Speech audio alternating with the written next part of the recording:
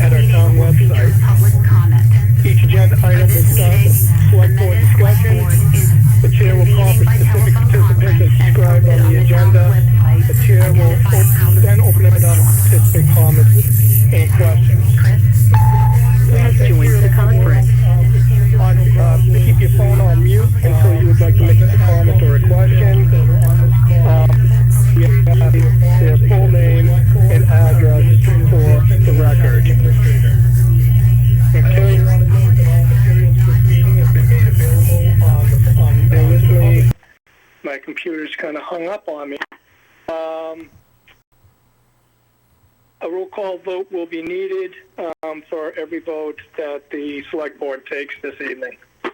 Okay?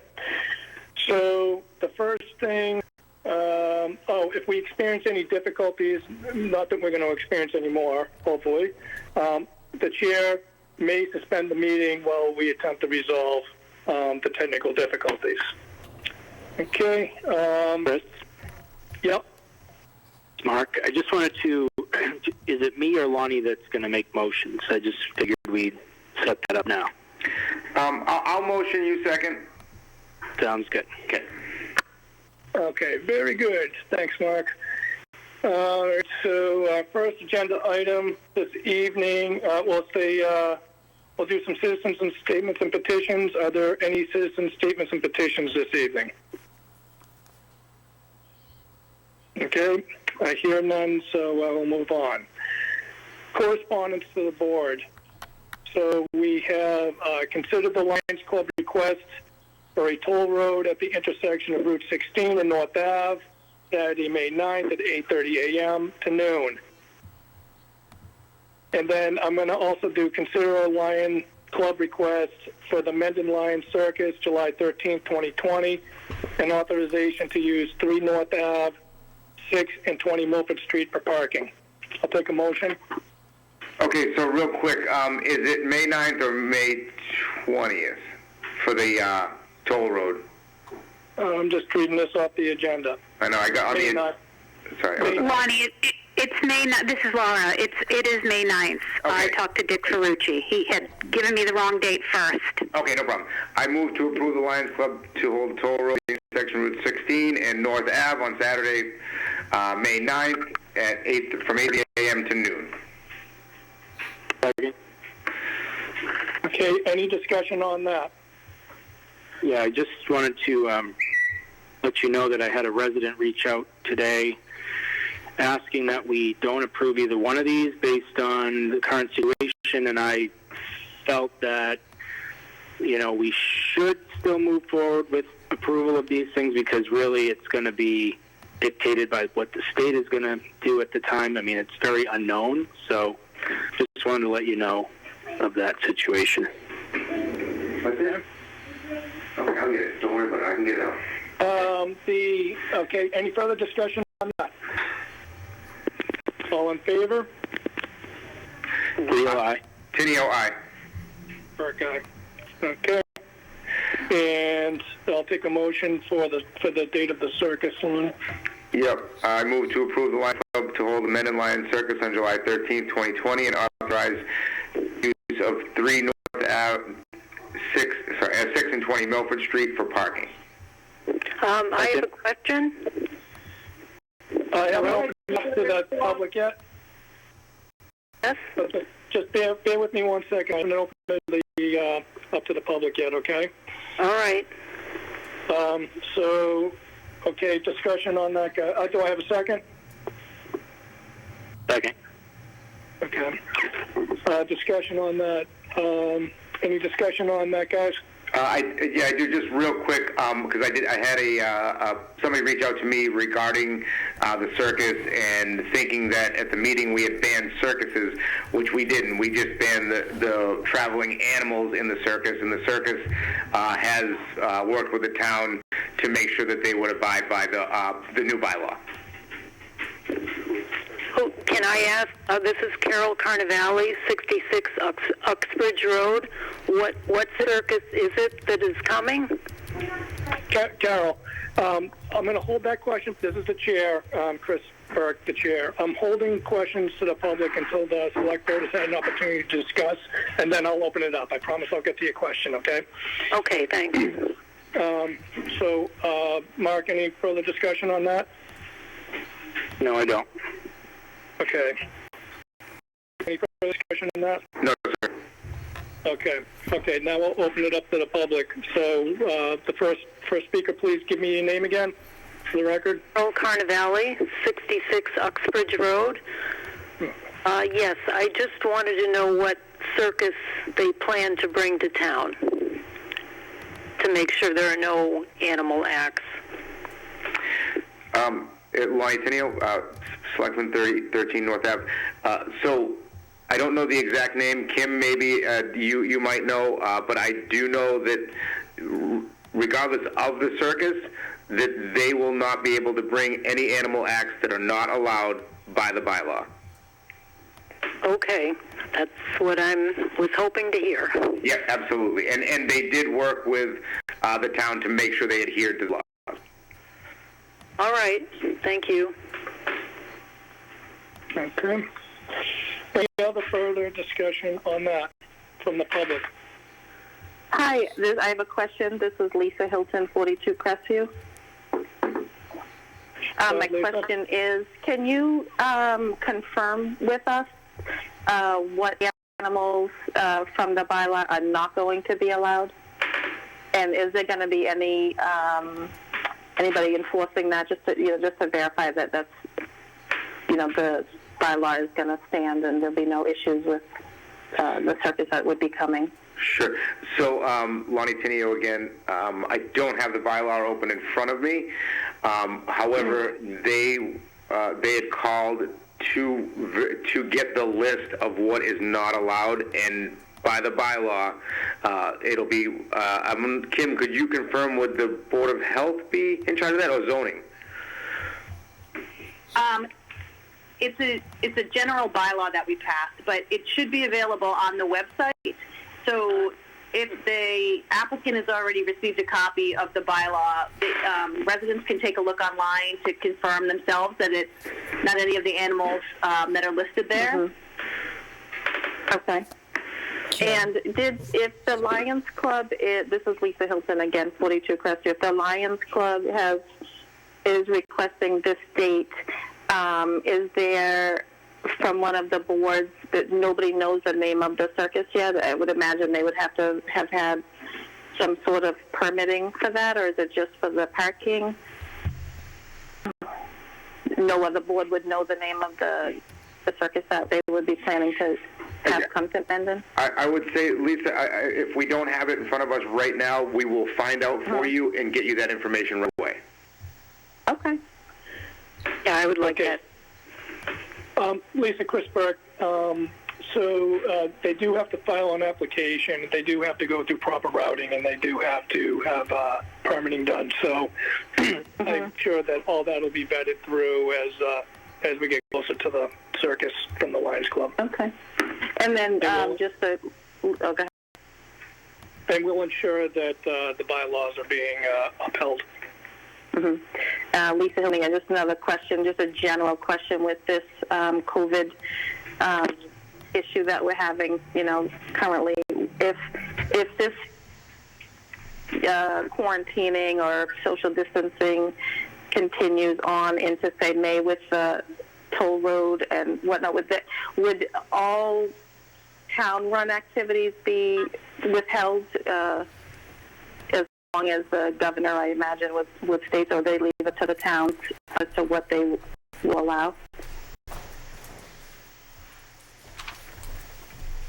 So, I say I might rely on our council a little bit because I'm still unsure of how much leniency the governor has given municipalities to make their own rules. But I would say that in respect to the shelter-in-place advisory, we're obviously taking, as a community, these directives seriously, and if it continues on to these dates, we will reassess and look at decisions that we have made as a community, and if we have to cancel at that time, we will cancel at that time. But right or now, postpone, or postpone or whatever. We will have to, we're going to assess as we go. Yeah, let's hope this ends quickly. Yep, Laura, go ahead. No, this is Cindy. Hi, Cindy. Thank you. Yep. I think your summary is a good one. I do believe that whatever is in place by the governor's order will govern, no pun intended.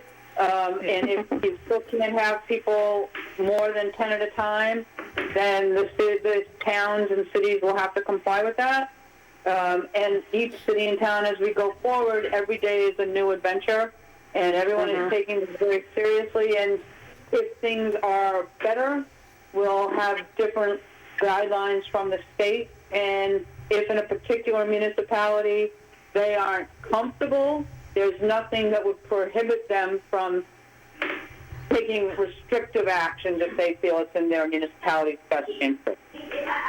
So if you felt that it wasn't going to be safe for the town to have the event, you would always have the ability, and the Board of Health could have the ability to make sure it doesn't occur. Great. Let's hope that the worst case is just a postponement of activities and not anything less. So That's correct. Fingers crossed. Chris? yeah. Okay. Any further comments or questions on this subject? Yes, Chris, it's Lonnie again. The circus is Zerbini, Zerbini. Oh, Zerbini had camels last year. This is Carol Who's speaking, Carnavale. please? I'm sorry, Carol Carnavale, 66 Uxbridge Road.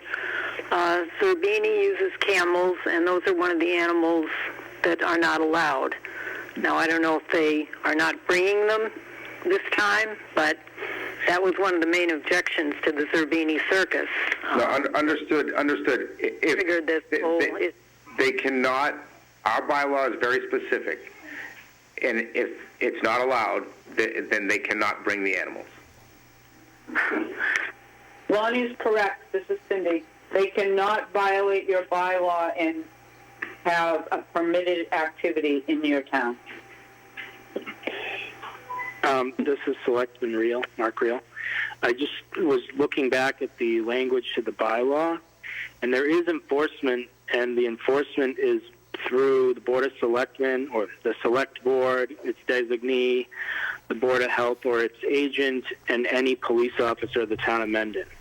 So there's multiple avenues for enforcement should that need to happen, but it seems like they've already reached out to the town and are aware of this change. I'm sure doing business is changing as these types of ordinances and bylaws are going into effect. So I'm assuming they're likely to follow the law that we passed in Mendon.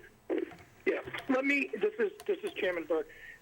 Let me just try to put this piece of the conversation to rest. The bottom line is the Lions Club is fully aware of our new bylaws, and Zerbini, I would be very, very surprised if they weren't aware of our new bylaws. Regardless, they have to follow a process, and this our bylaws will be enforced. I can't say it any further. They're entitled to come. We've allowed them. We're allowing circuses to come, but with the restrictions of our bylaws. Excellent. This is Lisa Hilton again, and I know, Chris, you weren't there for a couple of meetings that I know that I participated in, absent. But I speak for myself, and we love circuses. They're great circuses, a lot of family friendly and no animal circuses, and I don't think anybody in this community is saying no to circuses. It's just that we were hoping to get this bylaw and did get it passed with no animals to be presented. So we're just, checking on that and confirming that. We certainly want to have this family activity for our community as well. And we're just, I think, probably just verifying that the circus that is coming is one that is aware, and so we don't have any further issues. Very good. Thank you, Lisa, for that. I appreciate that. Certainly, of course. Okay. Any further discussion on it? Hello? Okay. Yeah. This is Carol Carnavale one more time. Is it possible to communicate with the Lions Club just to make sure everybody's on the same page with this? I'm just a little wary about, because I know a lot about this Zerbini circus from a lot of research, and I don't know that they've changed their method of operation. I also know they use dogs to perform, and the dogs have been, there's documented evidence of the abuse of these animals, and I know dogs are one of the animals that aren't on the list, but that's just as an aside. But I would just like to know, for sure that the Lions Club is going to follow these, bylaw. Chris, it's Lonnie. I'll take it. Yeah, go ahead, Lonnie. Sorry. So I did speak with Dick Ferrucci at length when they were trying to put this together. They were given a copy of the bylaw, even though it wasn't approved by the AG's office yet, so they planned for this assuming that the AG's office was going to approve it, because we didn't see any reason why they wouldn't. They've already asked all the questions. They were given a copy of the bylaw, and they do know what is allowed and what is not. If dogs are allowed, then we can't stop them from having performing dogs. So if they're not allowed, then they're not allowed. Yeah, I understand. I'm just wary of this particular circus. So let's hold on. So let's put it this way: if they showed up with camels, and the camels aren't allowed, they're going to have to leave. but that's sort of too late. The camels have already suffered by the fact that they're here and made the trip. That was sort of the point of the whole bylaw, was to prevent the traveling of these animals all over the state and the country.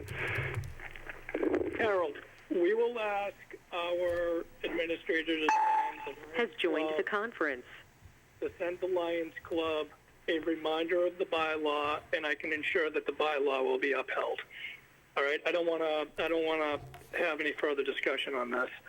So I will call for a vote on this. All in favor? Real aye. Tenio, aye. Very good. Okay. Thank you very much on that. I think what I'm going to do is I'm going to skip down to 9 to talk about the postponement of the annual town meeting for Jay, and unless we have enough lines to stay on. Jay, do you have a preference? Do you want to stay on and have me go in order, or do you want me to try this now? Chris, do whatever works for you guys. I'm here. It seems like you got enough, but I'm happy to get off and let somebody else on too. Okay. Chris, this is Kim. We actually have multiple people on the line for just these 2 items, so you might want to move them up. Yeah, let's do it. Okay. All right, very good. So why don't I go to consider action vote to postpone the annual town meeting. Alrighty, so let me just get to my motions. So I'll take a motion on that. For number 9, Nick? Oh, sorry. Chris, this is Cindy. Can I interrupt you for 1 minute? Yep. I can't get my agenda to show up at the moment. You don't have those items listed at a particular time, do you? We do not. Okay, keep going. I'll be quiet. Thank you. No, thank you. Good point. I move due to the state of emergency declared by the governor pursuant to Executive Order 591, declaration of a state emergency responding to COVID-19, that the date of the Mendon Annual Town Meeting, currently scheduled for May 1, 2020, at 7 p.m., be postponed to June 1, 2020, at 7 p.m. at the Misco Hill Middle School. Second. All right. Any discussion on this? Mark? So much. I mean, how much detail do you want? So basically everyone understands that most towns are in the same situation that we're in right now. The easiest thing for us to do at this point is to just move our schedule forward 1 month for both the meeting and the election, and basically reassess in a couple weeks to make sure we're still on target for those dates. Okay. Lonnie, you got any questions on this? I do not. Mark, do you have any questions on this? No. Okay, obviously it's something we need to do. I mean, it's in the state that we're in right now. So, any public comment on this? Chris, this is Jay. I'm okay with all of this. I've got the thing that Cindy sent me signed and ready to email back to you as soon as you guys say it's a go. Okay, very good. And I just will add, Chris, this is Kim, one thing to add. Before the state passed its action this week, we actually needed the moderator, the town clerk, the police chief, the fire chief, the board of selectmen, and the board of health to weigh in on this topic. But since legislation is passed, we now can just do this with a simple vote. Okay. This is Ellen. That's correct. Ellen. So I'm sorry, Tim. I just want to make sure I'm 100% clear. So we can just, what you're saying, because the governor's declared this, we can do it with a simple vote. That's what you said. I just want to make sure I'm clear. Correct. And also, this is Cindy, and also because you haven't, the detailed process for the moderator of changing it once it's been issued and issued, you haven't had that kick in yet because you haven't done that. Mm-hmm. Your warrant's not posted.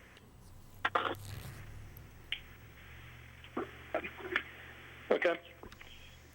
All right, any further discussion on this? Chris, this is Dan. I'm assuming this is part of the plan, but can we, if there's like changes to deadlines for draft bylaws, whatever you need from departments, it would be great if we could just email that out just to make sure everybody knows. Dan, we're going to talk about that when we get to review the warrant. And we already have Cool. the dates and the prints and all the things ready to go. Thanks. Okay, any further discussion on this? Okay, hearing none. All in favor? Real aye. Tenio, aye. Burke, aye. Okay. Let's go to, so we're going to consider action on filing legislation to postpone the annual town election. Note that it's no longer needed to file special legislation because the governor signed a statewide legislation authorizing the extensions until June 30th, 2020.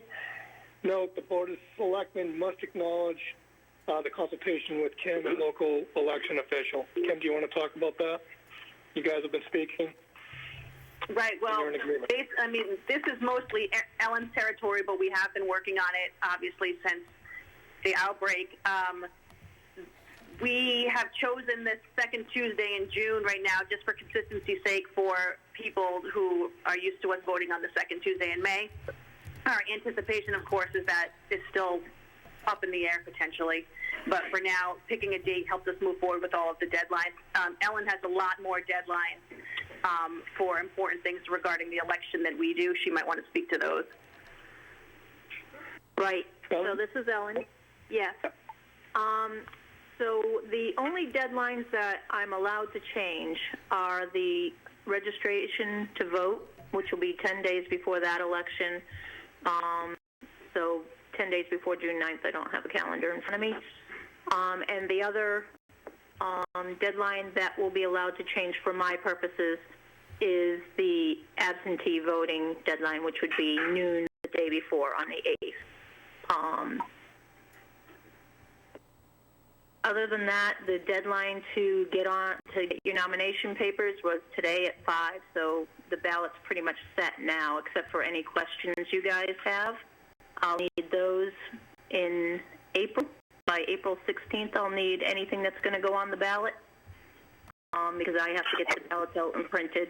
And I anticipate a heavy mail-in participation for this election. I'm going to push it, and this new legislation has allowed us to do it. So anyone who is sheltering in their homes and doesn't want to go to the polls will be allowed to get a absentee ballot or an early vote ballot by mail, nothing in person. So I'm going to really push for people to mail in their ballots. And hopefully that will keep people out of the polls that day and less crowds. So even if we are forced to have this, even if the regulations haven't been lifted, then we should be okay. Okay. Any further discussion on that? Okay. All in favor? Oh, Chris, one more thing. Yep. I would like to request that we reduce the polling hours for June 9th. Something less than the 7 to 8 p.m. I prefer something more like a 10 to 5 p.m. Anticipating that people won't want to be at the polling place and will be primarily putting in absentee ballots into the machine. My poll worker population is in a high-risk category, and I will be shorthanded on poll workers, I believe. So I think that if we can just reduce the hours for this one election, it would take the burden off me trying to scramble to find people as well. Okay. This is Cindy. I have not seen, and I will be the first to admit that it's possible I have missed it, that you have authority to do that at the moment. I see that you have to have polling hours from 2 to 4 and 7 to 8 on the last day to register to vote for any postponed election. Yes, I've seen that. It's I have not seen anything authorizing you to change your polling hours of the election day. I will continue to look for something, and maybe we can continue to look for something, but I don't know that the board needs to change that or has the authority to change that tonight as we sit here. Okay, fair enough. Chris, And I'm happy to this is work Mark. with you going forward on this to make sure we do it right. Okay. Mark, go ahead. Yeah, I get what Ellen is saying about, the concerns of the poll workers and needing or wanting to reduce the hours based on the situation we're in right now.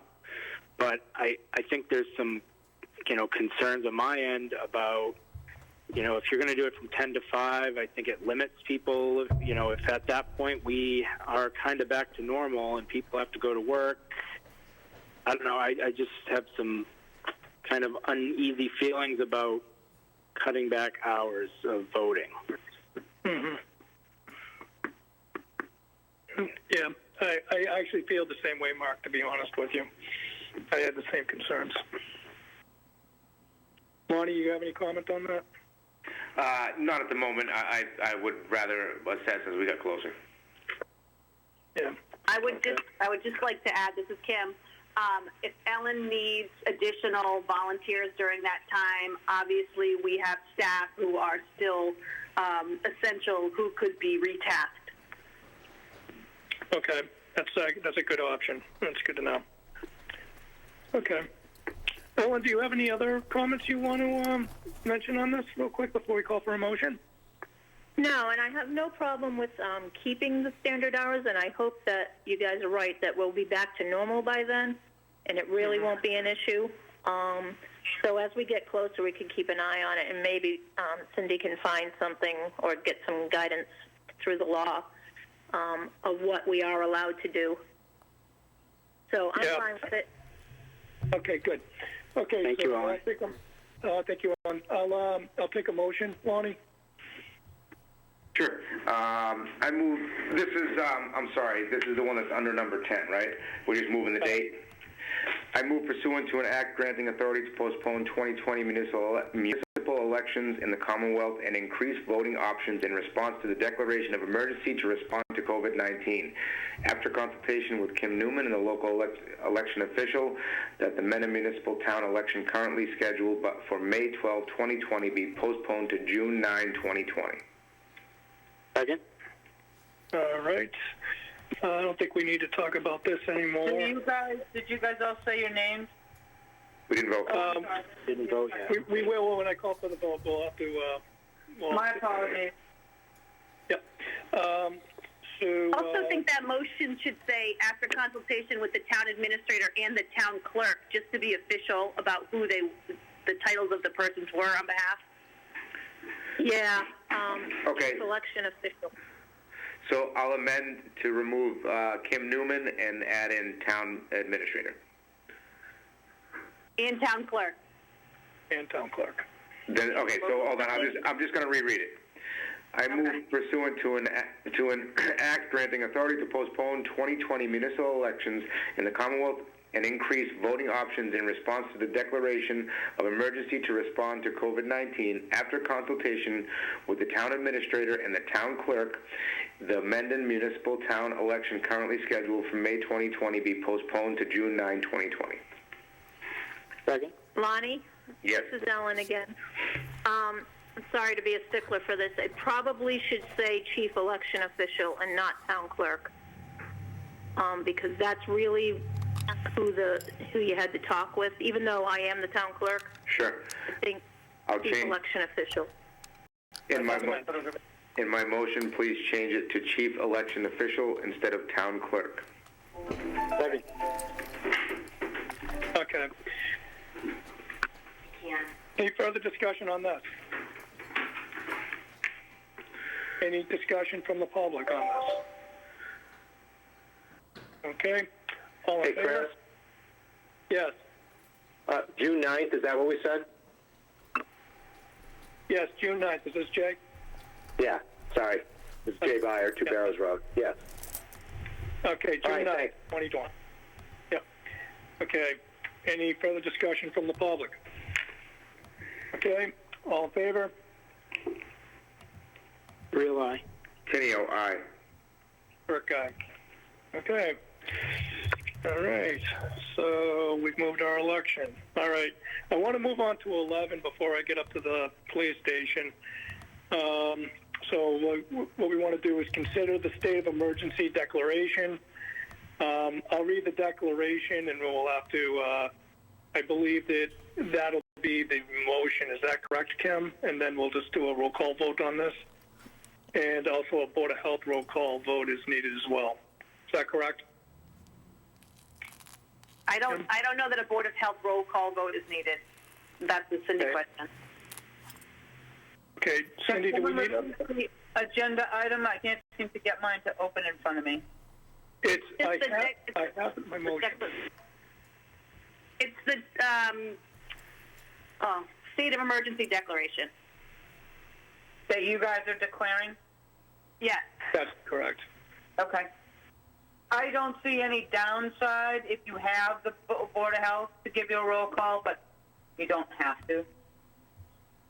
Okay, I have it on my motions as the Board of Health would be casting a vote.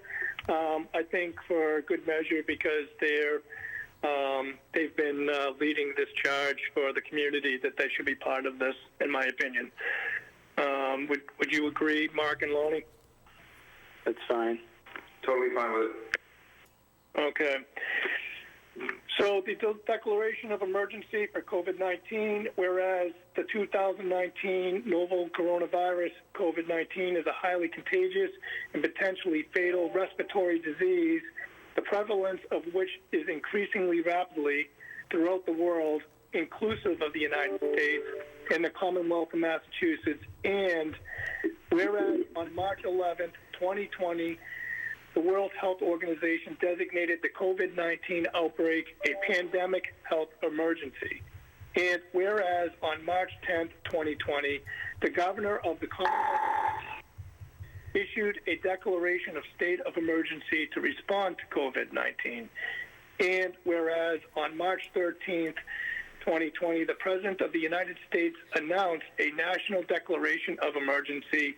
And whereas on March 15th, 2020, Governor Baker announced emergency actions to respond to the evolving COVID-19 public health emergency impacting the Commonwealth, including prohibitions on public gatherings of 25 feet or more people, and prohibiting on-premise consumption of food or drink at bars and restaurants from March 17, 2020 until April 6, 2020, as well as the suspension of elementary and secondary school educational operations from March 17, 2020 until April 6, 2020.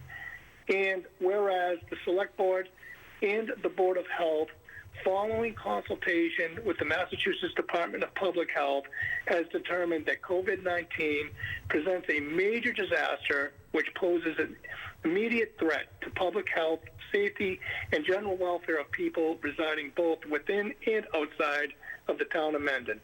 And whereas the Mendon Select Board and its Board of Health have determined that immediate public action is needed in order to prevent or minimize the spread of COVID-19 by and among the people of Mendon. And whereas it is critical to take additional steps to prepare for, respond to, and mitigate the spread of COVID-19 to protect the health and welfare of the people of Mendon. And whereas declaring a state of emergency will facilitate and expedite the use of resources to protect persons from the impacts of COVID-19, including, but not limited to, emergency expenditures pursuant to Massachusetts General Laws, Chapter 44, Section 31, and limitations on operating hours and access to public buildings. And whereas the Select Board and the Board of Health recommended that a state of emergency be declared by the town of Mendon. Now, therefore, we, the Select Board and the Board of Health of the town of Mendon, Massachusetts, hereby declare that as of March 17th, 2020, a state of emergency exists in the town of Mendon. This declaration of emergency shall remain in effect until further notice is given, pursuant to our judgment that the conditions leading to this declaration no longer exist. I'll take a second on that. Second. Okay, I'll do a roll call vote for the board first, for the Select Board. Burke, aye. Real aye. Tenio, aye. I'll take a roll call from the Board of Health. Fisk, aye. Fickner, just a question before the vote. Does this citation require the most recent information for the most recent emergency order to be included or not? I would say no, because, and Cindy, please correct me if I'm wrong, but it's pursuant to the judgment and conditions leading to this declaration, and the governor has also made his declaration. Would that be correct, Cindy? Yes. In that case, Fickner, aye. Okay, do we have Greenberg on the line? No, he's not. Okay, that's a majority. All right, very good. All right, we'll get off of that. Thank you on that. All right, let's move to the police station. Excuse me, Chris? Yes. Andy Fisk, is that all for the Board of Health for today?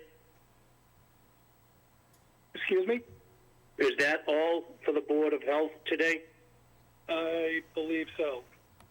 I'm going to get off and give someone else the opportunity to get on. Okay, thank you very much, Andy.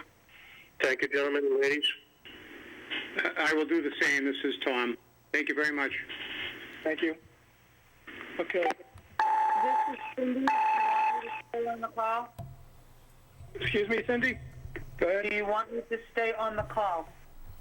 Jim, is there any going forward for the rest of this discussion to have Cindy on the call? Pam? Just around the warrant. I wanted to just talk about the deadlines for the warrant with Cindy. But okay. Do we want to talk about the warrant next then, Kim? So that We we can do get. it in a minute. You can move to some. I know we have some other people waiting. That'll be very quick. You can do that first. The warrant might take a bit. Okay, let me move to. Then I'm just going to try to go in order real quick. There's a few things here that we can chunk right off the list. But let's just do a quick update from Don Moore and Chief Kersey on the police station building project update. Do we have Don and Chief Kersey on the line? Chris, this is Chief Kersey. I'm here. I'm not sure if Don is here. Don, you here? Don is not here. Okay. Can you put us down Do you feel? further on the agenda? do you feel confident or comfortable, Chief, giving the update for Don, or do you want me to pass over this right now and see if you can get him on the line? You can pass over. I'll give him a text right now so we can both get on it. He's been going back and forth with a letter from Tower today. Okay. All right, so I'm going to jump to agenda item number 7. Has joined the conference. Of Lynn Roberts to the Community Preservation Committee. I'll take a motion, Lonnie, on number 7. So moved. Okay. Second. Okay. So, listen, I know Lynn really well. I don't have any comments on this. Mark, do you have any comments or questions on this? No, I'm comfortable with this appointment. Lonnie, are you comfortable with this appointment? Yes, 100%. Okay, very good. Is there any discussion from the public at all on this appointment? Hearing none. All in favor? Real aye. Tenio, aye. Tenio, aye. Okay. Very good. Okay, I'm going to jump over to number 8. Consider the seasonal license renewal for the Mendon driving range. Lonnie, I'll take a motion on number 8. So moved. Second. Okay, any discussion on this? Only that we called them. You know what? Let me because it isn't addressing it. I move to approve the seasonal license renewals for the Mendon driving range, 37 Hastings Street, pending the return of positive routing slips. Second. Okay. Very good. Any discussion on this, guys?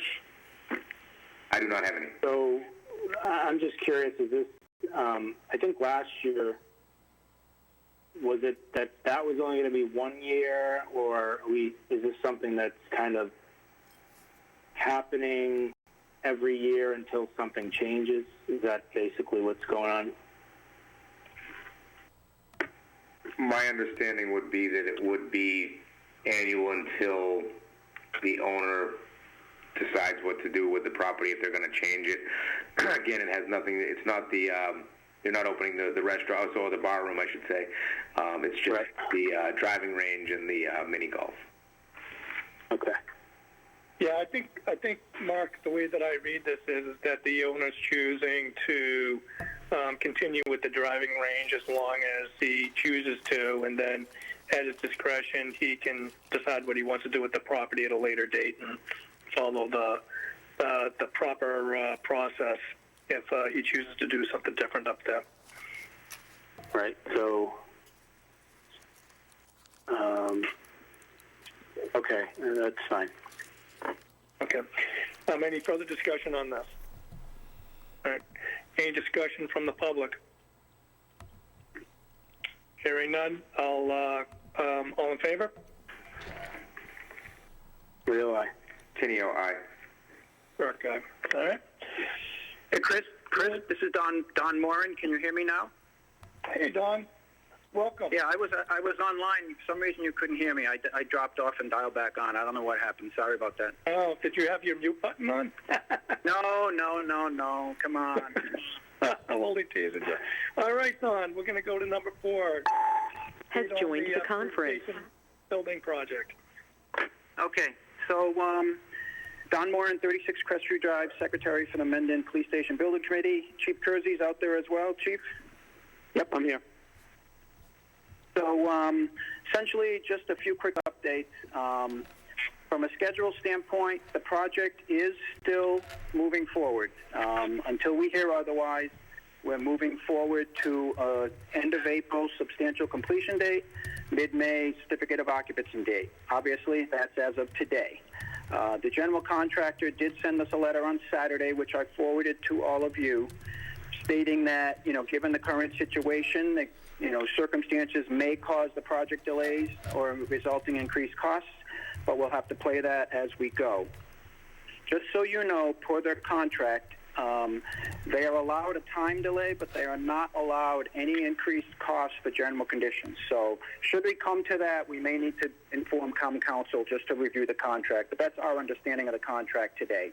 Not an issue right now, but as we move forward, we'll just monitor that. They do have one subcontractor who comes from New York State. they have not come back on the job because New York will not let them leave the state. They just have some finishing work on the ceiling and the tension area, no impact to the project. We received a letter today from Seacon Heating, who does our HVAC work, came from the general contractor.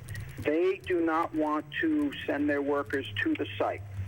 So, per the governor's direction, which essentially says construction workers who support the construction operation, inspection, and maintenance of construction sites and construction projects are deemed essential.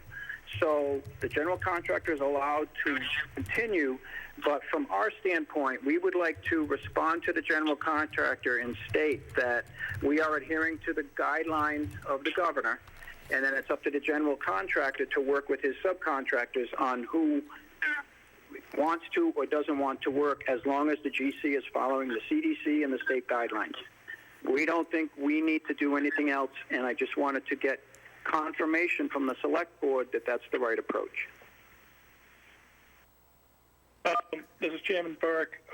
Don, from my standpoint, it's the responsibility of our construction manager to manage his subs and also to continue on moving the project forward and to meet his completion dates that he's committed to. And that means that if he has a subcontractor who's unwilling to do the work, I find that it's his responsibility to either find another subcontractor to finish the work for the subcontractor or to find other means to get this work done. That's just my opinion. I've actually been in this experience before in my personal job, and we want to get this police station finished. Obviously, we want people to obviously remain safe, and they can social distance on construction projects. But in my opinion, I believe this is a construction manager's responsibility to get this done. I have no problem with you writing a letter to the subcontractor telling them that, we're adhering to the governor's mandates, but it's in my opinion that the construction manager has to manage them. Yeah, that's essentially what the committee would like to state back. But I didn't know if you wanted it to come from the select board or come from the subcommittee, the police station building committee, because we're meeting tomorrow anyway. We can certainly handle that. I just wanted to make sure that the select board was in agreement with that stance. I mean, that's my position. Mark or Lonnie? I agree. I also agree. Okay. Okay, and you're comfortable with it coming from us, Chris? I'm very comfortable on having it come from you. Okay, that's all we needed from that standpoint. Just so you know, if you haven't been by the campus, the telephone pole is removed. It got removed from Verizon today. So that pole that was in the middle of the lot is no longer there. The site work, the gentleman doing the site work would like to start closing the main lot effective tomorrow morning to get this work done ASAP. I've been in contact with the chief. I'll turn it over to the chief for his standpoint, but we'd like to move on this now, and because the first thing they need to do is start trenching the lot from the new station to that new pole to start putting in the underground wiring. What that will mean is that the limited amount of town workers that are working would need to be entering and exiting from the library side of the campus. And I'll turn it over to Chief Kersey. I talked with him earlier if he wants to add anything about how we can handle that. So most of the parking lot's already closed. I mean, Town Hall is closed. So from 325 tomorrow all the way to 417, they want to close off the new police station side. So what they'll do is either barricade it off and utilize the one-way. So there's two things we could do. We're not encouraging people to come to the police station. We're telling them to give us a call. And if someone is directed to the police station, we allow them to go down the one-way. The town hall employees can go down the one-way, obviously, to park their cars there for whoever's going into town hall, or we could simply take down the one-way sign right now and let people go through there both ways. But whereas most of the campus is closed anyways, I don't know if that'd be necessary. Just let the allowed people who need to go down the one-way go down there, and everybody else, I hate to say it, I just don't want to encourage people to come into the lobby, because the more traffic we get in, the more likelihood we can infect someone or contaminate our lobby. So, if people have an emergency, we've got it out there on Facebook, call 911. If you have a non-emergency, call our non-emergency line. That's how we'll deal with things. We'll come to you. Don't come to our facility right now. This is Lonnie. I would recommend that we just at least cover the sign. I don't know that we need to take it down, but just cover it during the temporary time so people know if they are trying to pull in there, they don't get all stressed out. You know what I mean? Okay. All right. I can have the construction. Dave, did you say 325 through 417? Yep, that's what they have on the email I sent to you that I forwarded you today. Yeah. 417, that's correct? Yeah. Yes, it's a 3-week site logistics phasing. We have some more detail. You sent it the detail, Chief? Yep. Yeah, I had it. I just thought maybe the 17 was a typo because everything's been 4-7. Yeah, no, it's a 3-week phased project, but they're hoping obviously to pull it in. But right now it's 3 full weeks. Different sections of that main lot. If you look at the phasing, that we can send that on to whoever wants to see it. And then after those 3 weeks, they may have to close down the actual one-way area too, once they start doing stuff on the other side. But if they close the one-way side, sorry. What they'll do is they'll open up the Lonnie, other side this is and Ellen. work on the one-way side. Lonnie, this is Ellen. Yes. Will the tower people be parking on that one-way side at all? I can answer that. No, they won't be. They're going to be on the side that's closed. Okay, great. It sounds like to me, and correct me if I'm wrong, guys, I don't have the plan in front of me, but it sounds like they're trying to bring utilities and everything in from the new pole. Is that correct? So they're going to be doing trenching and stuff like that. Is that correct? That is correct. And so the first phase is really trenching. Second phase will be some curbing and some binder coat stuff, and then some finish work around the main entrance to the new station. So hopefully over those 3 weeks, we essentially get that part of the lot complete. Don, just a quick question on the logistics of the 3 phases. Is it that they could do a phase, because it shouldn't take 3 weeks to get utilities in, from the pole? Is there a way, and the curbing doesn't go the whole entire way, is there a way to open up portions of that parking without messing up what they have going on logistically, and then they could close it back down for a couple of days? Because there's a chance that we could be operational before the 17th. So the main disruption is starting tomorrow. That's where they're doing the trenching and the main, basically from the front of the station all the way to the, to the pole, essentially. The second phase, I'll send you more details. The second phase is really just around where that new pole is and some parking spots adjacent to the town hall. The main entrance possibly could be open during then, but there'll be some limited parking along the town hall. And then the last phase is really putting the binder coat. Yeah, wow, I just got a total echo. Holy cow. Where'd that come from? I think you just wanted to say it with authority. So, Don, I'm looking at the phases right now as we're talking. And so the first phase where they're doing the trenching, it looks like that's going to last until 4/3. So that until 4/3, there's not much you can do to get by there. They're going to have trenches, and then they're going to be putting plates on it at night to make sure no one goes into the trench.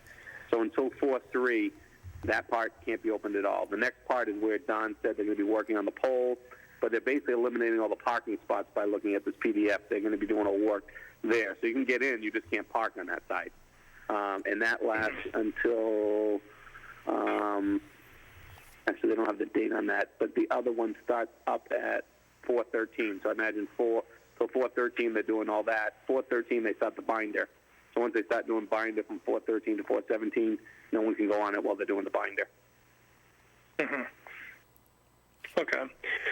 I mean, we have to get it done.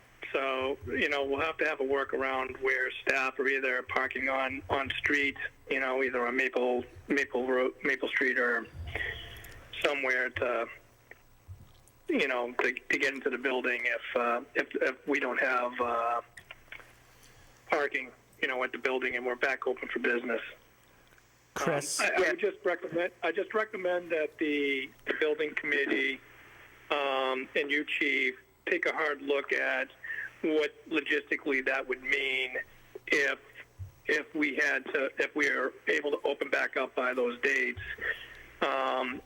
What would parking look like for staff, and what would parking look like for our citizens if they need to come to the town hall, and maybe just come up with some sort of strategy on what you think that would look like, outside of just saying we're going to send them down the one way. And then we can talk about that, but we can just I'm comfortable once you guys figure out a strategy, just having you work it out with Kim and just implementing. Me personally, any thoughts on what I just said? Yeah, we'll bring that up tomorrow night. We'll post it for tomorrow night. Again, and hopefully they can beat this timeline. But yeah, we'll look at that. We'll look at each of the phases. We just got this today, so the committee hasn't even seen all this. The chief and I just got this late this afternoon. So we'll share with the committee tomorrow and come up with the best options if you open before the 17th. Okay. Obviously, the first phase is not an issue. Starting tomorrow. Chris, Right. could I ask a couple questions? Or? 1 second. Go ahead, Kim. So I was going to say, so after the first phase is done, that ends on 4-3, is that side of the lot usable at all? That's what Parking, no. Yeah, that's what I was trying to get to, Kim. That's exactly what. So right now the building is scheduled to be closed through the 7th. I mean, I would anticipate that that's going to be extended. Connecticut just extended through the 20th. So I think that all sounds reasonable and fine. We have very few employees that are actually working on site, so it shouldn't be an issue. I would say it's awfully fortunate. This is the first time I'm going to say this, that we have this situation occurring, because otherwise we would really be in a mess for parking, staff and resident-wise. I mean, would have been a lot to try to handle in that small space for parking. Right. Originally, we were. I'm sorry. Go ahead. No, I was going to say Tower has assured us that they're going to send all their parking to that side, so the whole side of the library now will be completely open for the few town staff members who do come in. And what I was going to add is, originally, Kim, we were originally scheduled to be on tonight's meeting to figure out how we were going to phase this next month. But given the current situation, we're starting tomorrow. Yeah, absolutely. I appreciate that. Again, if we're able to open on the 7th and nothing changes and we get lucky and we start climbing out of this, I mean, I think that's a prayer. I would say that, I'm imploring the building committee to go off and look at this logistically, how we could continue operations with the least disruption to the citizens that are coming to town hall if it's open again. And maybe it's as simple as we have staff park on Main Street and park on Maple Street or something like that and do a short walk to the town hall, and we reserve the parking by the old library as parking for our citizens that need to come to the town hall or something like that. I'm just, throwing ideas out, but I really think that, the building committee should discuss this and come up with a strategy that's going to work for the community and our staff. That's just my opinion. Absolutely. We'll discuss it tomorrow night. Okay. All right. Chris, Dan here. I just have a couple questions.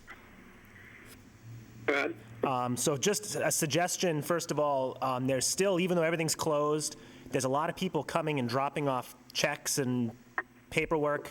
So I don't know if we could even just like get a spray painted piece of plywood or some sort of signage or to let people know where they should go. That would probably be a good idea. Okay. Suggestion we can do something. This is Chief. So yesterday, Kim sent something out about no one going into town hall or buildings. So is there someone we want to direct people to? Because no one should be going to any of the buildings, correct? It's customers putting checks in the drop box, people paying their taxes. You'd be amazed at how many people are still out knocking on the door. Okay. Right, building permits too. We have things that have deadlines that have to be dropped off. Hi, this is Jen. Can I say something? Hi, Jen. Hi. So yeah, as Dan said, right now we have the mailbox out front of the town hall. For those who aren't aware, it's to the very far right-hand side, which is really not ideal anyway, and hopefully we'll move that eventually. But I'm thinking maybe Dan, myself, maybe perhaps Alan or Kim, we can all work on maybe moving that payment spot to a more convenient location if people are entering on the left. As Dan said, a lot of people are still coming in and dropping off payments right in that slot. We did put it out there to the public that that's where payments should go. And we do have currently, as it still stands, which might change, but our due date for real estate for May. So there are still a lot of residents who still come in to make those payments, so I expect probably right around, hopefully, at the end date of the construction for the traffic to start flowing for the drop box. But like Dan said, if we can put something that's just so clear to the residents coming in where to make those payments, that would be fantastic. Mm-hmm. Can the building committee assist? Yeah, let me, this is Don. Let me reach out. Maybe we can do something with the general contractor and OPM tomorrow morning. Put something up there. Like the chief said, he'll cover the sign. Maybe we can, I don't know, we'll come up with something. I'm not sure what yet, but I'm sure they've done this before, right? Is there? I'm sure they have. Kim, you said something about building department. Is there maybe one drop-off we can do for everybody so we don't have people, going to the building department drop-offs? Is there maybe like one town, we can put something up maybe for one town drop-off and direct everybody to it, your building permits, everything, or you guys want to keep everything separated? Well, that's the thing. It's not about being separated, really. It was mostly about the size of the documents. That became an issue last week when we were talking about plans and permits. Because Ellen can get, the town clerk and the treasurer can take, payments, regular size things through the town hall doors. That's not a problem. But building permits are a different story. So yes, we could reroute everybody to drop them off over at the old library.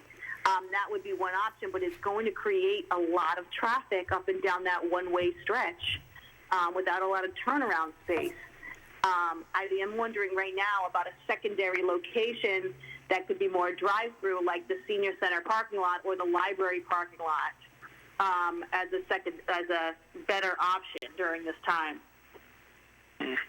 So, sorry, Lonnie here. So that's all great, like other locations, but how are we going to get this information out? I mean, how much info are we going to put on a sign that somebody's trying to pull in the parking lot? I mean, I think that I'm sure there's traffic. I don't know the extent of it. I mean, maybe you could tell me. But I mean, is it an influx that's so dramatic that people can't figure out how to park their car and walk up to the front from the back, from where they? I mean, I get it. I know we're talking about extra traffic, but that's right. Or that there is traffic, but again, I'm just wondering how ugly is it? Yep. I think you make a good point, Lonnie. I would really like to assess it this week and see what the counts actually are, and that will help us determine what we should do. Yeah, I mean, listen, I was just about to jump in and say, I don't think that we're going to have all the answers tonight, and that's why I'm imploring the building committee to work with you, Kim. I don't think that this is a select board's decision on how we determine what the logistics are. There's really, I appreciate the update from the building committee. If there's something that the select board, a decision that we need to make, we can make it. I think that you are certainly in your competent hands, and as well as the competent hands of the building committee, can work up a plan and how do you get it out to people and yada yada. And if there's a decision the board needs to make, then we'll make it. How's that? Does that work? Yeah, that works for the building committee. I'll reach out first thing tomorrow morning to the general contractor and OPM. We'll get something posted. I don't know. Again, I don't know what they must have run into this where they've closed off lots before, right? So let me see what they have available for them to do some kind of signage. We'll block off the one way so people will know it's an entrance as well. And to Jen's point, maybe there's something we can do. At least they should be able to walk in from that side to get to that box, across the front of Town Hall anyway. Because the left side we completely open. We'll do whatever we can to make it as easy as possible for people. Hopefully, I'm sure that they're not pulling into the parking. A lot of people that are dropping stuff off are probably just pulling right up to the front of the building, jumping out real quick, throwing it in a box, and peeling out of there. That's exactly correct. Or they do it over the weekend or some such thing. Yeah. Yeah. So, okay. I really want to get off of parking for a second. Don, is there any more updates on the project? Just the only other on this one item, just to give you a heads up from a budget standpoint, we're still doing okay. There's about $150,000 left in contingency/alternates 2 and 3 to finish off the demo the demo of the existing station and the paving of the lot. So we're still doing okay from a budget standpoint.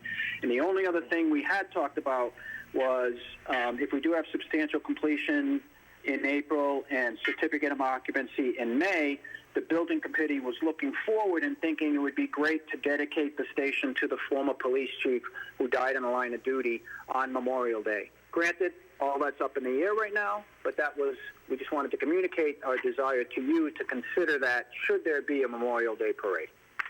Okay, great. Any other updates on the police station building? The next two items are police station, but I'll let you go to those one by one. Okay. Fantastic update, and thank you to the building committee and you, Chief, for all the hard work. I mean, it looks great. I wish it was going faster. To be honest, I'm kind of surprised how slow it's going. But besides that, I think it looks fantastic, and we're looking forward to seeing it get done. So I'm going to move on to agenda item number 5 to consider the contract modification for the Signet electronic system. Take a motion for that. I'm sorry, go ahead. No, Lonnie, I'll take a motion for that. I move to approve the contract modification for the Signet electronic system in the amount of $2,234.32. Great. Second. Discussion on that, Don? So this is for the security system, and what this is originally the contract was pared down to save some money. This is restoring 2 stationary cameras to replace them with 2 360-degree cameras to give better coverage in the evidence area and the processing area. I'll turn it over to the Chief if he has any other comments. They're pretty simple. We just had stationary evidence, but we need to see a 360 in there, just for accountability of all the evidence in there, and then processing the same thing when you're bringing prisoners through. We had some dead spots that you don't want to have for liability purposes. Okay. I don't have any comment on this. Mark? Lonnie? No? I'm good. Okay. All in favor on that? Real aye. Tenio, aye. Burke, aye. Okay. And then moving on to agenda item number 6, we're going to accept a donation from the for the Mendon Police Station project from Representative Brian Murray. Take a motion, Lonnie? Right, yeah, sorry, I just had to move up to find it. I move to accept the donation of $100 from the Mendon Police Station project from Representative Brian Murray. Second. Okay. Any discussion on that? I'd be surprised if we would turn down money, but... Yeah, this is just a donation from his campaign committee. I guess at the end of every election cycle, he takes his funds and sends them back into the communities. He's got a check for $100. We just need the select board to officially accept it before we can deposit it into the account. Thank you, Don. Okay, all in favor on that? Real aye. Tenio, aye. Burke, aye. Just one comment, Don, if the building committee could send Representative Murray a thank you letter, and also just include the Board of Selectmen on that as with our appreciation as well. You'd like to come from the building committee, though? I think it's I think it should come from both, to be honest with you. If you want to write something up, we can all sign it. How's that? Sounds good. Yeah. And for the, I'm sorry, go ahead. Yeah, this is Mark. I just feel like it should be on Board of Selectmen or Select Board letterhead, and then we can include everyone. Okay, we'll draft something. We'll send it to you. You can put it on the letterhead, and you guys can send it out. And the signature on the Signet contract, I'll assume the chair will sign that, and we'll just get a scanned copy back from Laura or something to make that official. Is that the way you want to work that? Tim, do you have any comments on that, or Laura? Well, you could vote to have me sign it, or I mean, we basically all have. If it's a PDF, we all have electronic capabilities to sign. Mm-hmm. I mean, me personally, I have no problem with Kim signing on my behest. But if I have to sign it, I'm fine too. Mark, Lonnie, what do you prefer? It doesn't matter to me. Sign away. Yeah, I think it doesn't matter. Okay. Do I need to take a motion for that, Kim? No, we'll just get it done. It's a contract that's already in place that we've already done once, so it's fine. Okay, very good. Okay, anything else on police station business? Not here, thank you. All right, Don, thank you very much. Chief, thank you very much. Appreciate it. I appreciate all the hard work. Okay? All righty. So now, Tim, should we jump over to the ATM warrant, or should we discuss the part-time employees in respect to Cindy's time? We can talk about the warrant. I know there's a lot of people online for it, and maybe it'll give a little part of clarification to what's going on as a town, right? This is kind of part of my update, too.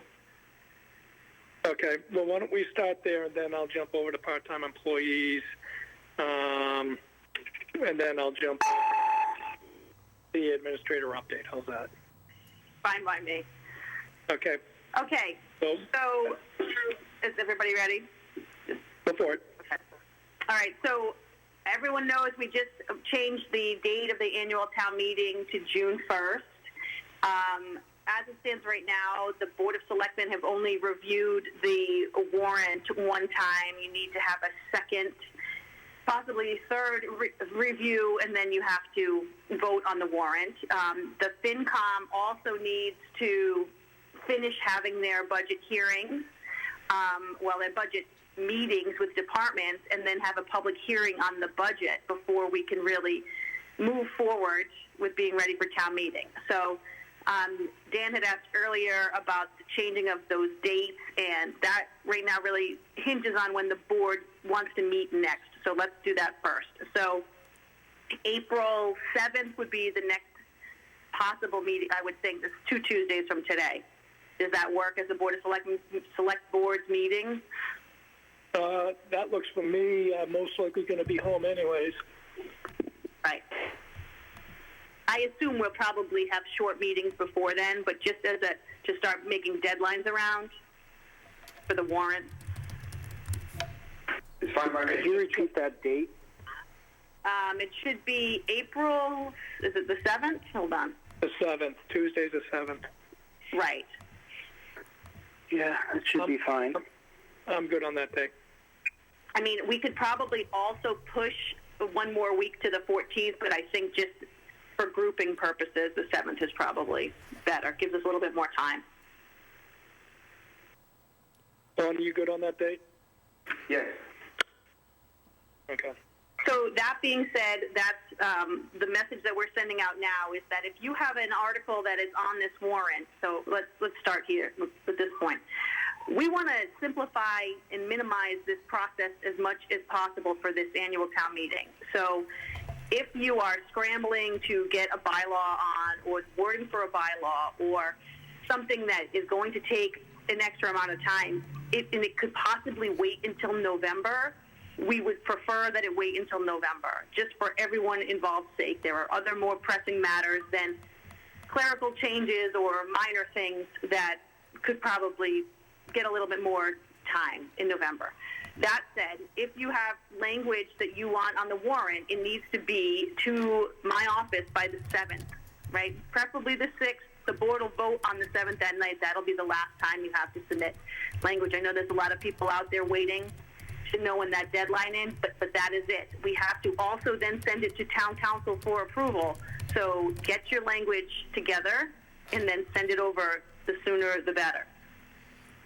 I'm going to go on the agenda. There's dates on this agenda for other deadlines, but one of the other things we'll have to decide upon for the warrant for town meeting is whether or not we're going to put them in the crier or we're going to do direct mailing, which we've done in the past for special circumstances.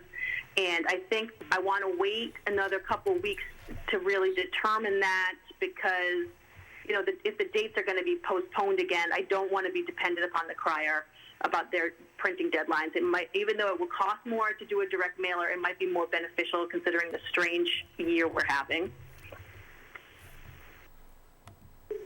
What else about the warrant? I think that is all. I don't want to go through the individual articles that are on there tonight. I don't think anybody has the time or patience for that. We've kind of all been distracted by other things. But get your materials in. Sorry, it's Lonnie here. My opinion would be that if we could condense this down to just financial articles that are required to get us into the next cycle, then everything else should be pushed until November. Let's keep this as simple as possible given how close we are to the current situation. But that's just my opinion.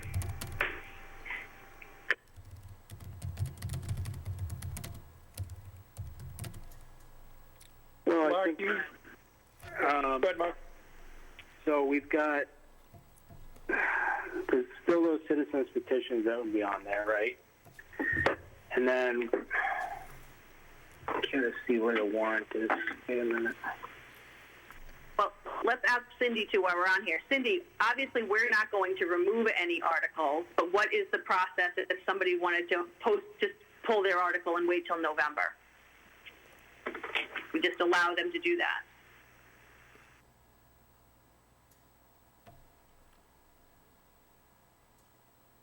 Cindy? Sorry, guys, I had muted myself. It's tough to pull a citizen petition because you have X number of voters who put it on. So then the question becomes, how does it get taken off? No, I mean, for everything but citizens petition. Obviously, that we accepted that one is on there, and then they could choose to table that or not, depending on the circumstance. Correct. But what all of the rest of the articles, because we haven't finalized the warrant, pretty much anything could be removed at this point, right? If they're sponsored by somebody, the person sponsoring it would have to remove it. Okay. And even if things don't get removed, they can always, on town meeting floor, be put off. We could just by passing over it, correct? Correct. Okay. Correct. But it just so I understand the process, if on town meeting floor they choose to pass over it, doesn't then the moderator would be required to call for a vote to pass over it? Is that correct? Correct. There would always be a vote. Yep. Okay. If it's on the warrant, there has to be a vote, a motion and a vote, and it can have several amendments or not, but there has to be some vote taken. That's right. I just want to make sure people understand the process. Right, and ideally, though, we can clear off, if anything is coming off, we'll know, hopefully, in the next week or so. I mean, the less complicated we make the situation right now, especially if we're going to do a mailer going home, I mean, we're not going to have a lot of ways to communicate about these articles to people between now and the meeting. We have to try different methods to get our messages across about what these things actually are. I'm worried about making sure that people don't even know what they're voting on, if they even come to vote. Right. No, I totally agree. I mean, I would start by putting them on and putting comments and everything on the website and telling people they can find information on the website. I would encourage any sponsors to get whatever information they want out there to the town so it can get posted for people to start looking at. I mean, that's really about all you can do. Right. Right. It's just make things available electronically, online. You don't want people coming into town hall or the library. So that's really the best you can do. And you don't, individuals supporting different articles can get creative about how they get their message across. But the town, from an official point of view, I would suggest posting everything you possibly can. And depending on what you end up with for a warrant and the cost associated with it, I think Kim's idea is a good one about potentially keeping an open mind about a mailer.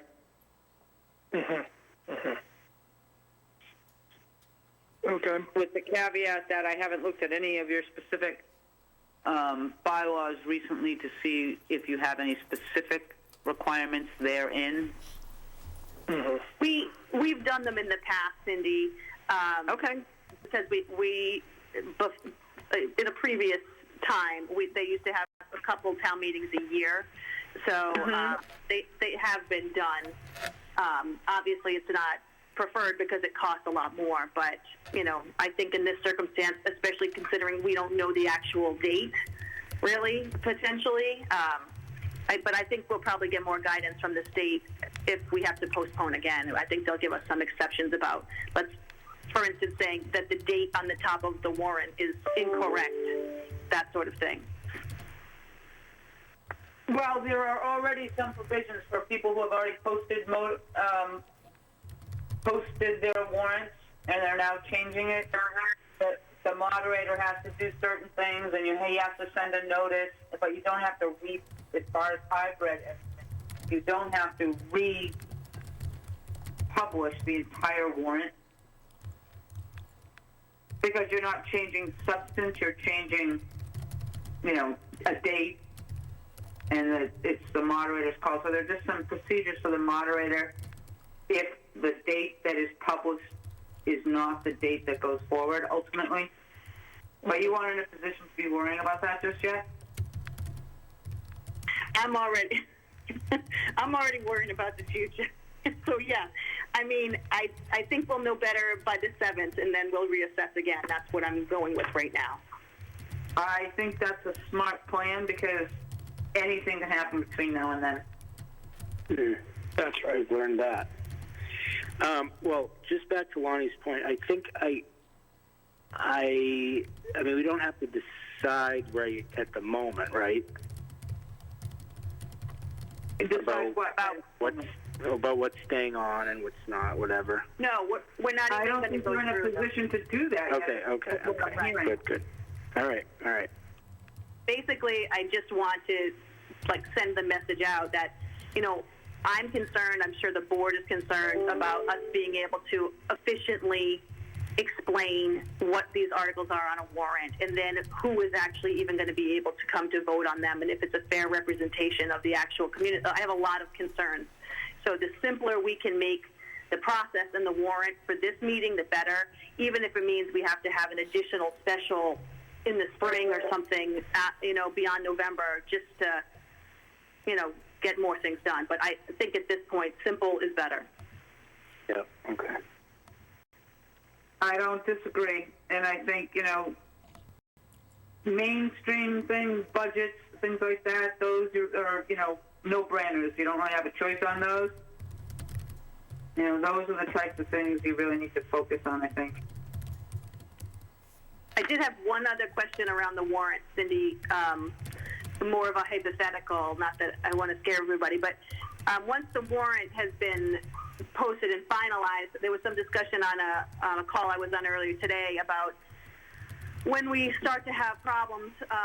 Many towns have free cash that they'll be able to utilize for the end of this fiscal year to make it through, and we aren't in that position. So we might have to add an article basically to take money potentially from stabilization. Is there a rule around how long before the meeting we could potentially add something like that? Or should I put something on there now just in case? I would put a placeholder in now because the purpose of a warrant is to give people notice of what could be discussed and acted on. And if you don't have it on the warrant and then you want it, I think you're in trouble. Okay, thanks. And you can always explain at town meeting why you put it on and why then you are not going to move forward or suggest that it be voted down. Okay. If you don't need it.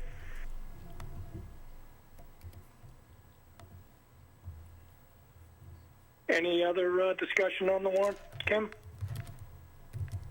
No, I think I'm good for now. I will send out revised dates, and I will contact everybody who has articles on, just basically about what the plan is. Okay.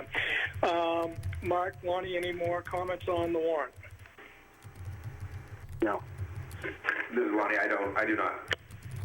Okay. Any questions from the public on the process we're taking right now? Okay. Hearing none.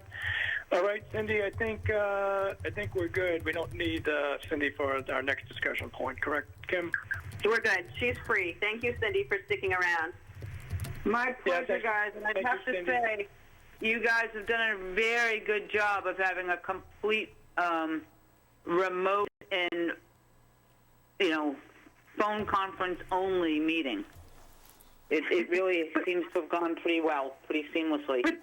With the exception of the first couple minutes, I think it's pretty well. Well, I think you were very creative. You got a second line going. People calmed down. And, yeah, right. This is over, you guys will be doing Zoom or something similar. We will. Yeah, thank you, Cindy. So good. I appreciate everything, Cindy. We'll talk soon. All right. Good luck and be safe, guys. Yeah, take care. Bye. Bye. All right, let's move on to 12. We'll discuss the part-time employees. Kim, you want to? I do. So we had discussed part-time employees and full-time employees at our last two meetings and their current status during this situation. Obviously, we had a meeting yesterday. We talked about essential and non-essential. The town really has a lot of leeway when it comes to determining who an essential employee is, but we certainly have members of the staff who are part-time who are in the non-essential category, and we just wanted to basically, express we understand how difficult the situation this is, but, we aren't in a position, well, I feel we aren't in a position financially in order to be able to continue to support them. Right now, I am approving part-time work on a on-call basis. Basically, I work with the department head, and then they explain to me what the part-time person will be doing. But there really can't be any expectation that part-time work is going to continue in this fiscal environment. I'll stop there before I keep going on my gloom and doom speech. Okay. So, we made a decision already. Is there a reason why we are bringing this back up? Can I comment? This is Dan. Go ahead, Dan. So I think I had approached Lonnie about this, so I agree with what Kim's saying, 100%, things are a little bit scary out there for sure. I guess my thought process was, obviously long-term, there's going to be discussions to be had, but for the immediate 1 to 2 weeks, I guess I feel like we should at least give our part-timers some sort of notice, like, hey, listen, this is coming down the road, but, we'll take care of you this week. And then, it seems like a lot of businesses out there are taking the same approach. I feel like we should have given people a little more notice than just saying, we're done and we can't pay you any further.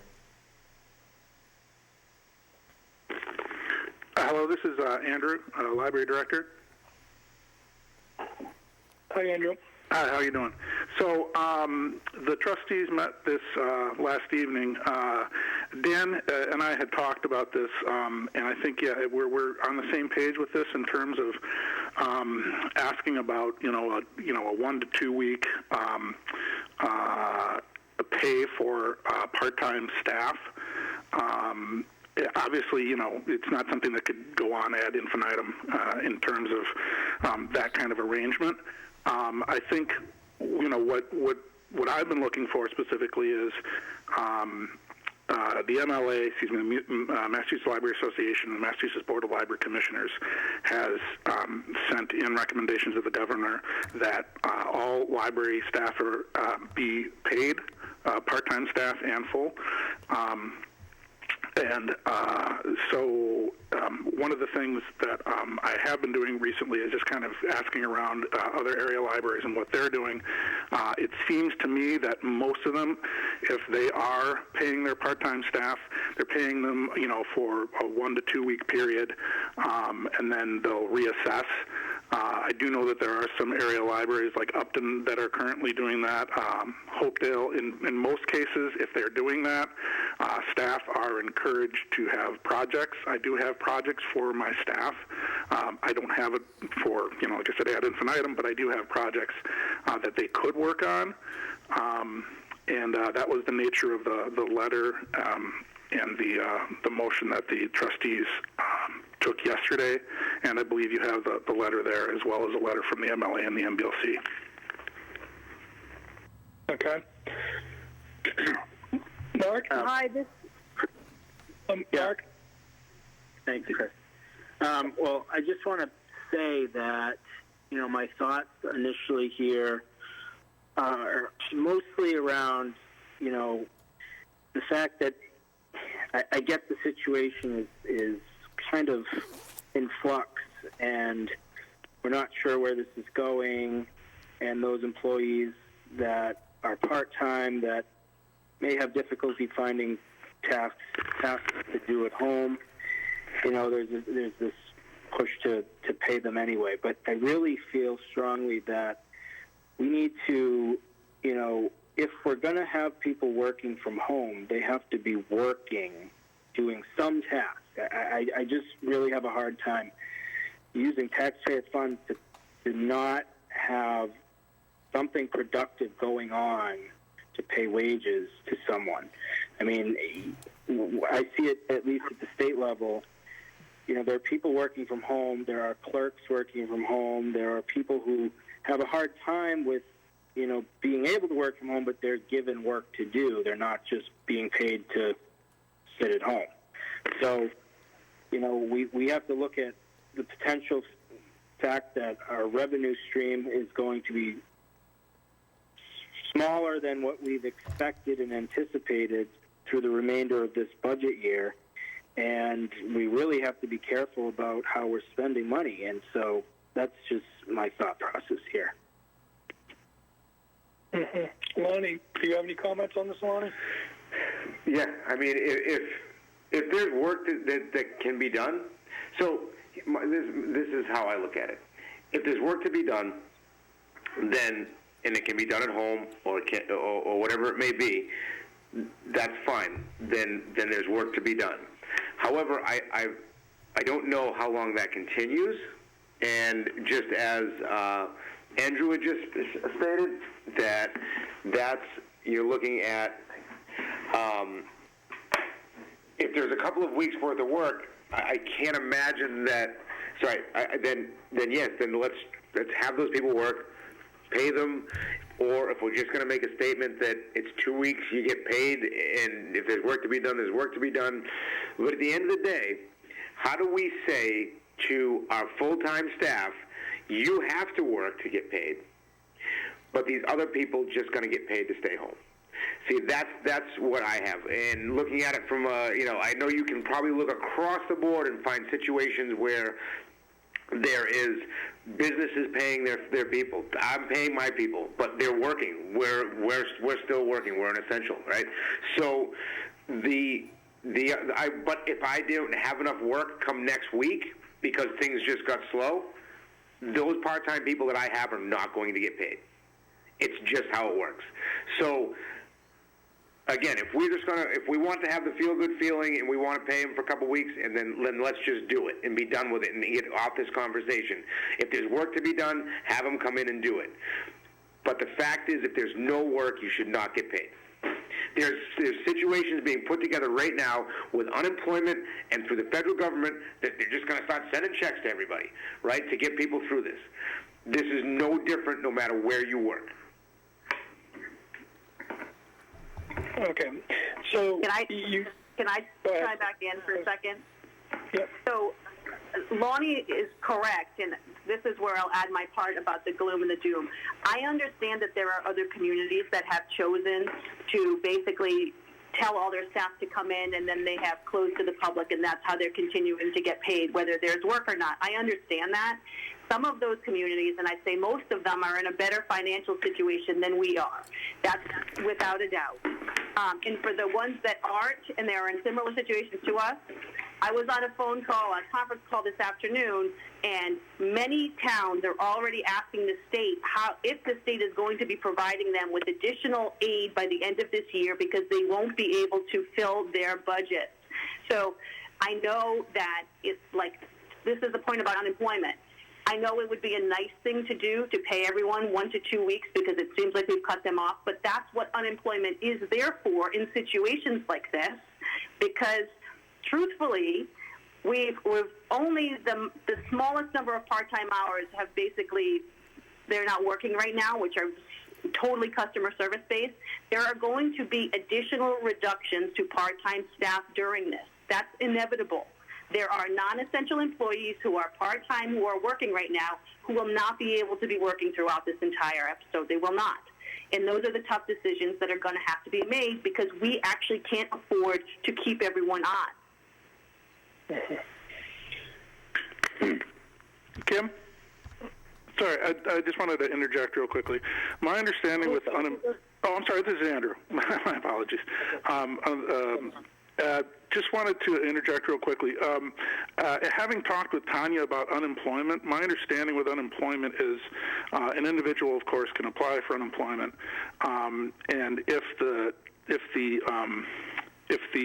organization, the library has work for those individuals to do, those individuals then report the hours that they do to the unemployment office. Am I correct in that?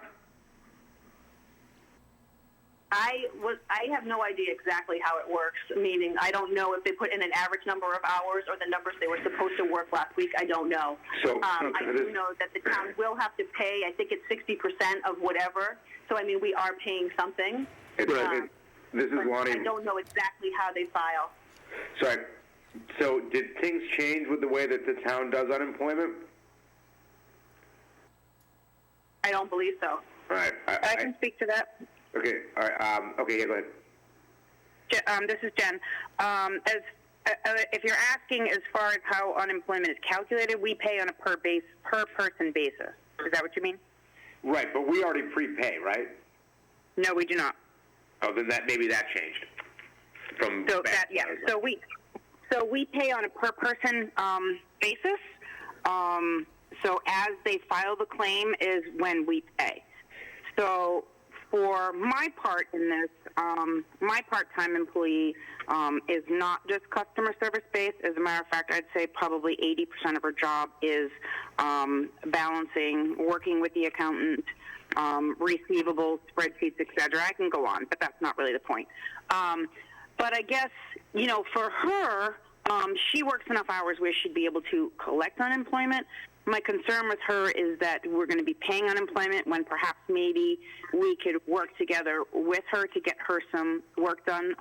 My office in particular is probably about a month behind now as it is on a good day. and maybe we can set her up in a different room as part of, my thought process on her is that why not pay her to do some work that we need to get done if we can set her up in a different room, away from other people. The library staff, I'd have to look into it more, and unfortunately Tanya probably could speak to this better. I'm not sure they would qualify for unemployment. I think their hours are too low, with the exception of possibly Tara. Well, that would be my question, is can they even, I have a couple staff that are, one is 8 hours, for example, another is 15. It just kind of depends. I mean, what is the minimum number of hours that there needs to be for unemployment? Hold on again here. Hold on. Oh, sorry. Sorry, Chris. I don't know the exact question. I really want to interject here because Everybody stop for a second. We're not going to talk over each other. Oh, my apologies. The conversation will be difficult. So, one at a time. Kim, you're next. Okay. We really aren't going to talk about individual staffing situations with individual employees and what they can and cannot do during this meeting. This is not the forum for that. What I will say is there was a state mandate yesterday about essential and non-essential employees. Based upon the conversation that I'm hearing right now, even in these categories you're suggesting, all of these employees are still non-essential. So even if we went and decided for some reason they were, this is not as simple as deciding there is work for them to do. We are not supposed to have them come to buildings. We're not. We don't have the technology set up to have every part-time employee we have work remotely. We don't. It's just not realistic. So I don't want to continue a conversation about options that really aren't credible. Hey, it's Lonnie. Oh, go ahead, Lonnie. Go ahead. Yeah. So and Kim, I agree with what you just said there, but also, dang, maybe I already lost my thought. I'll come back to it. Okay. I guess, Kim, the question that I've heard a couple of things, and I was tracking really well, except to one point. The point I'm a little confused on is if we have part-time employees that are deemed essential that we can provide work to, and A, they're either able to work remotely, or B, they're able to come in and social distance, then it's to our discretion to allow that. Is that correct? Correct. Okay, I just wanted to make sure that I was hearing correctly, and that all other employees that have been deemed non-essential, if they are under work from home, it's still to our discretion if we were to choose to allow them to work or not. Correct?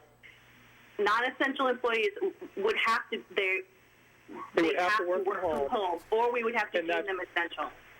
And, right, exactly. So that there would be that. So I don't think there's much of a discussion to have tonight on this if we don't change the course of action that we're going in right now. Is that correct? I do have a question. We've already decided on? I do have a question. Is this Lonnie? Yes, Lonnie, sorry. Yeah, go ahead, Lonnie. How many part-time people are working right now, and are their jobs essential?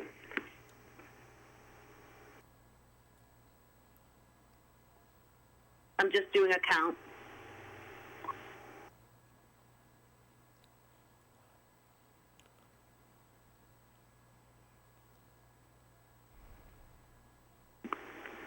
I count 3. Are their jobs essential? Yes. Which departments, and what is their job? Board of Selectmen, HR, and assistant at the Council on Aging. Why is the assistant of the Council on Aging essential? Because they're still running the food bank program, and they're still doing outreach there, and they are working the phones, essentially calling all the seniors. Okay. And we also have one part-time person at the library. I'm sorry. Oh, right, Tara? Yeah. Gotcha.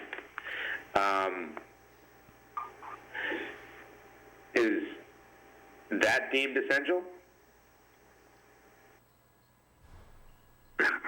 Would be to us, but It's not. Say it again. It's not.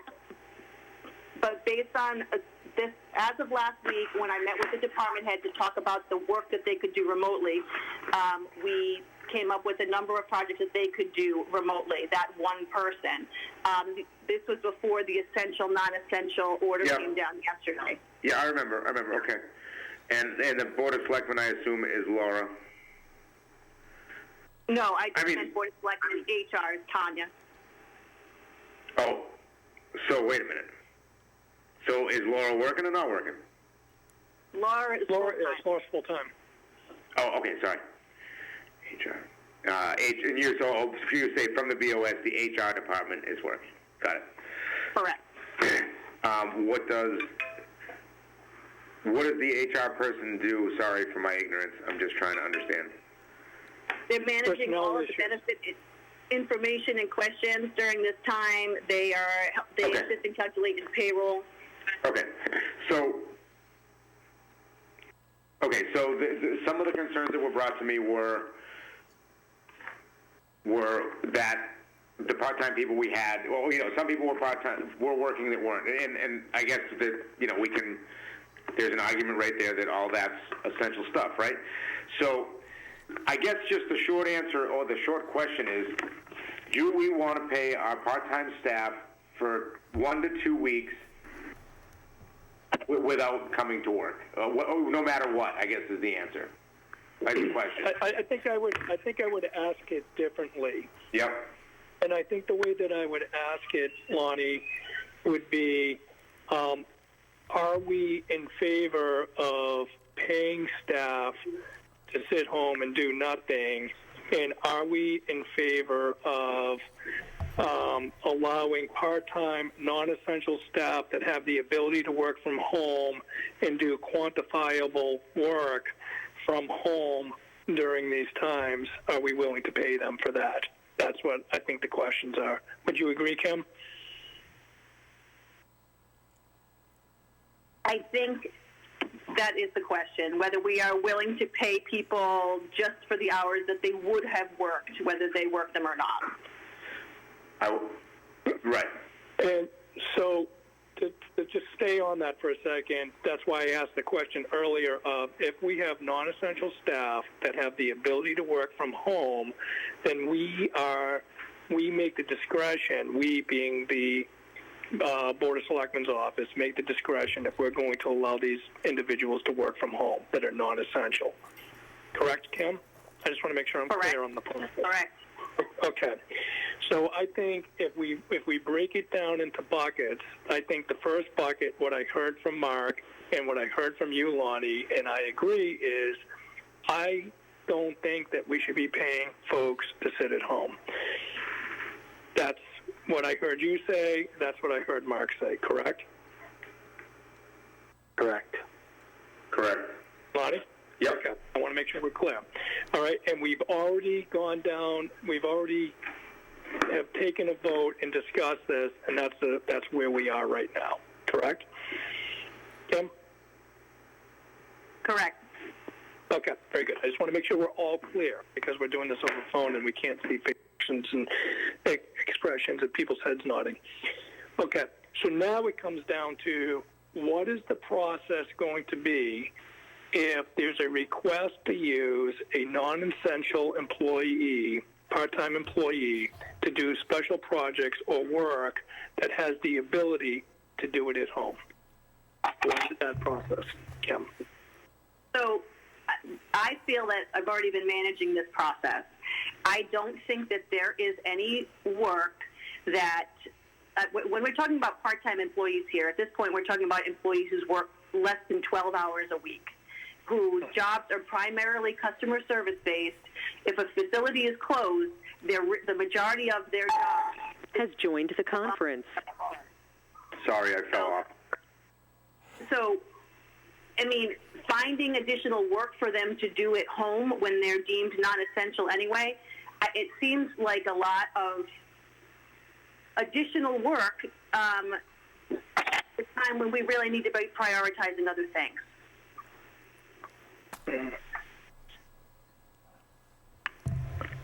So what I think if I was reading between the lines, what you said is right now we have all of full-time and the part-time staff we have working right now we've deemed as essential or needing to do specific functions within the town, and all remaining part-time employees that are customer service based, really there's nothing that we can be having them do, and that we just need to ride this wave for the next few weeks until we can get back to normal. I think that's correct, and I also want to add the select board has already been incredibly generous in the work from home policy that we implemented almost a week before other towns were required to do it. I do think I have stretched as far as I can on justifications for allowing people to work from home during this time, and any additional amount is really excessive. I mean, we have gone above and beyond to try to really help stay customer focused here and really make sure our employees are safe. And adding these additional nuances, we're basically putting that in jeopardy. Figuring out how they would come into a building and what for and when they're not essential. I mean, again, I have to reiterate, I was on calls today with towns that are considering furloughing full-time employees who are non-essential. I mean, there are bigger issues at stake coming down the road here than whether or not we are going to be able to pay somebody for a week or two. There are many months that we may not be able to pay people. There are bigger issues happening. Yeah, I mean, listen, this is the way I look at it. We're in a pickle. Everybody's in a pickle. And, I'm totally sympathetic to anybody, including my own family, who I have a family member that was laid off throughout all this. This is affecting everybody. And it's, we have a responsibility to manage the town and protect our citizens going forward, and that's financially protecting them and protecting the well-being of our community. I don't think that there's, in my opinion, much more of a conversation that we need to be having on this. We're doing the best we can with what we have to have full-timers work from home. The offices are closed except for essential people that need to come into the offices, or people are working from home. I don't know how much more of a conversation we need to have on this, guys. I mean, what's your thoughts, Mark and Lonnie? I think we're beating the dead horse here. We're just saying the same stuff over and over. Yeah, I agree, and that's why I'm saying it the way I'm saying it, is just to kind of stop the bleeding of this conversation. Lonnie? No, I got nothing more to add. Yeah, so Kim, right now we already have made a decision on where we are with our part-time employees. There's nothing else that we need to do right now unless we wanted to change our direction, correct? Correct. I resent out yesterday after our meeting about essential and non-essential that basically the policy that we put in place the week before about being able to work from home if you can is still in place, and if you have a part-timer and you have to ask me first if they can work. We had a little bit of confusion around that last week, but I've clarified in a couple of instances where maybe there was a misunderstanding. At this point, we are going down to bare minimum on staffing, and it's essential services. So if there's any further question about whether or not someone should be working or not, they certainly should reach out to me to find out. Okay. All right. So that being said, I don't want to discuss this any further. I think the board's clear on the direction right now. Anybody, department heads, whatever, that are listening to this meeting, if there's any questions or further discussion about that, please take it up with Kim. And for now, we'll continue down the path and God willing, we'll get through this over the next couple of weeks and hopefully get everybody back to work. Okay? I want to move on. Kim, the last thing on the agenda is our administrator's update. Okay, I'll try to go quickly. I just want to say a couple things. I think the Board of Health has been doing an incredible job keeping people informed during this, and we've been in almost daily communication about what's been happening. And I just want to, we don't have a lot of chances to say, good job to everyone, but I really do think they're doing a great job on behalf of Mendon. I also want to say that staff, especially, were able to adapt very quickly this week, and we basically put in place this work-from-home policy where people email in, summarizing the work they've done that day, and that's been going pretty smoothly. Everyone has been answering their phones and answering their emails, and I've already gotten a couple of really nice responses from residents about how timely we have been getting things done even in this situation. So I just want to say we are still functioning. That's the positive. We are still functioning. On that sort of downside, I have been on a bunch of conference calls. I'm sure you all have been on conference calls for different reasons over the last couple of days. And the tone of those calls, in addition to the serious nature of this actual illness, which is obviously important, but it's about how it really is going to affect municipal finances for this year and the next fiscal year. And really, we have to start thinking about that now, and I'm going to be putting together some ideas around the budget before we finalize it. I mean, I'm thinking about potentially going back to staff and asking them for reductions in their departments. I mean, we are not in a great financial situation like other towns. We only have $800,000 in stabilization and $250 in CapEx, and we have no free cash. So we really we need to start basically today figuring out where we're going to start cutting things down. So I'm going to start working on that in the background. I mean, I hate to scare everybody in advance, but we are a small town with limited resources, and we have to take this seriously. So just reminding everyone as we're coming into the end of the fiscal year, right? So well, I think that you're right, Kim, and obviously getting in front of it faster only helps us, and we're going to have to work out some strategies, unfortunately. And it's just other communities that I've spoken to, other selectmen in other communities, are feeling the same stresses as we are, especially smaller communities. Even larger communities that have deep pockets are still feeling the stresses because they're counting on significant revenues to surplus their budgets, and we don't have those anticipated revenues coming in. I can only imagine if we were to sit there and really forecast what it's going to look like, and I'm anticipating it's going to be scary.